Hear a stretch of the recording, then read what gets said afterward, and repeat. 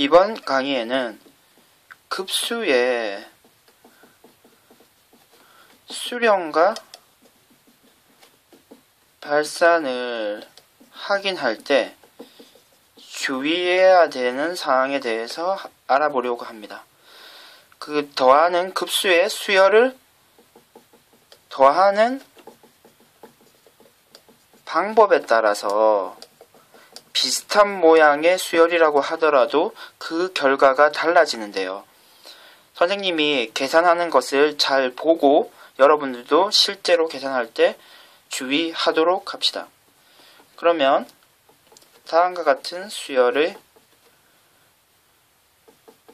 실제로 한번 다 더해 볼까요? 다음과 같은 수열이 있습니다. 이것을 무한히 더한 경우에 어떤 값이 되는지 한번 확인하려면 우리들은 부분합 개념을 도입을 했었죠.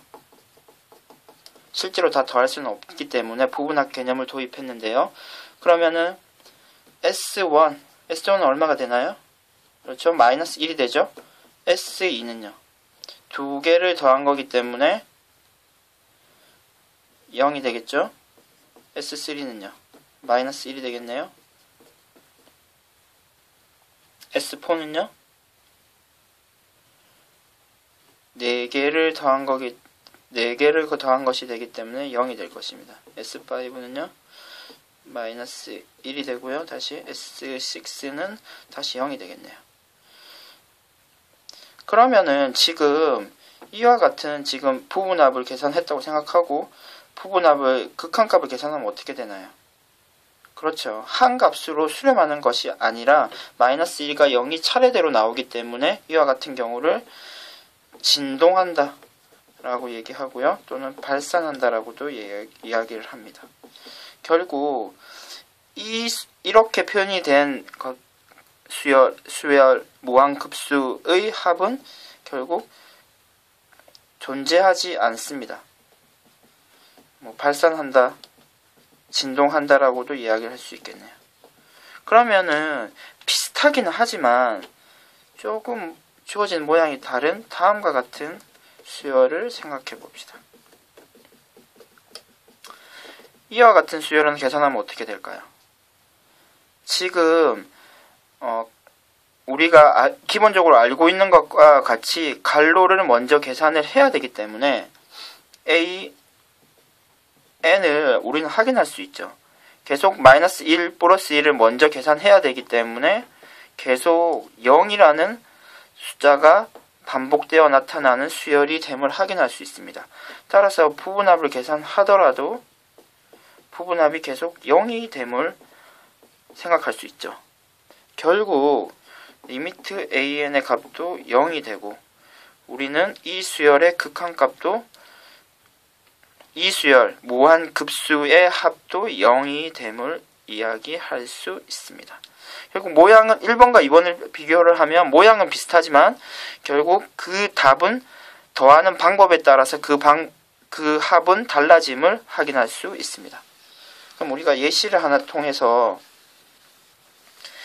이러한 내용이 어떻게 실제 문제에서 나타날 수 있는지 한번 공부해 보도록 합시다.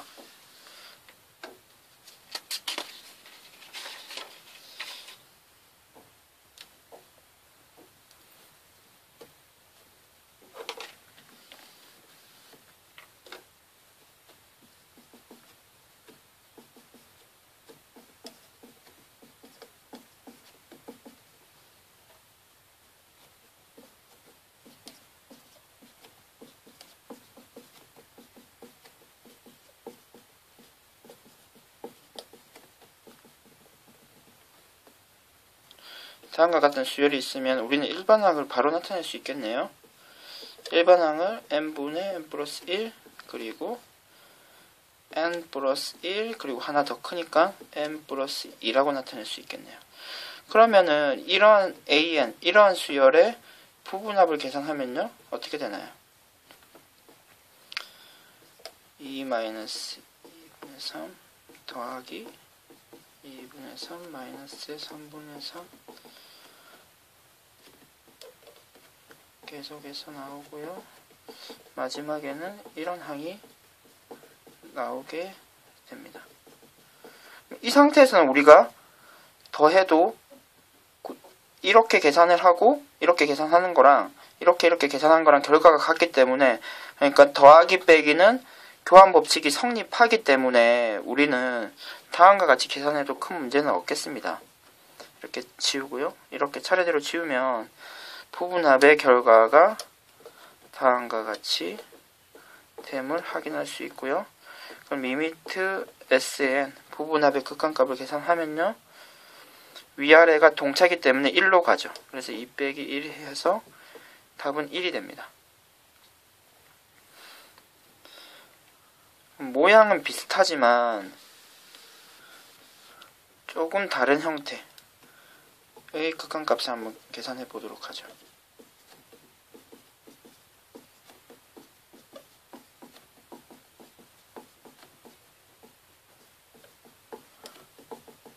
이와 같은 경우에는 우리가 차례대로 계산을 해야 되기 때문에 일반항을 나타내기는 조금 애매하고요. 그러면 n이 홀수인 경우와 짝수인 경우로 나누어서 부분합을 한번 확인해 보도록 합시다. 그럼 n이 1, 첫째 항만 더하는 경우는 2가 되겠죠. n이 3인 경우는 어떻게 되나요? 부분합이 3개를 더하는 거기 때문에 2가 되겠네요. n이 5인 경우는 어떻게 되나요? 역시 2가 되겠습니다. 결국 이와 같은 경우에는 부분합이 2가 되고요.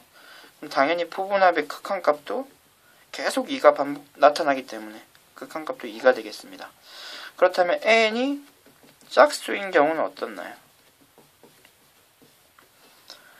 n이 2인 경우는 2 빼기 2분의 3이 되겠네요. n이 4인 경우는요, 2 빼기 3분의 4가 되고요.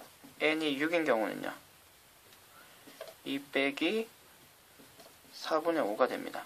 결국 그럼 부분합을 우리가 2 빼기 n분의 하나 큰 숫자겠네요. n 플러스 1이라고 나타낼 수 있을 것 같습니다. 그런 경우에 그러면 SN의 극한값을 계산하면요, 2 빼기 1이 되기 때문에 이번엔 1이 되겠습니다. 그렇네요. 그러면은 지금 n이 홀수인 경우와 n이 짝수인 경우 그 결과가 다른데요.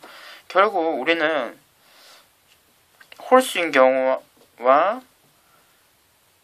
짝수인 경우 그 결과가 다름을 확인할 수 있습니다. 결국 이와 같은 경우에는 우리가 그 극한값이 존재하지 않다라고 이야기해야 하므로 이번에 무한급수의 합도 존재하지 않습니다. 진동한다, 발산한다라고도 이야기할 수 있겠네요. 이와 같이 더하는 방식에 따라서 그 결과가 언제든지 달라질 수 있다는 것을 늘 염두에 두고 문제를 풀도록 합니다. 이상 수업을 마치도록 하겠습니다.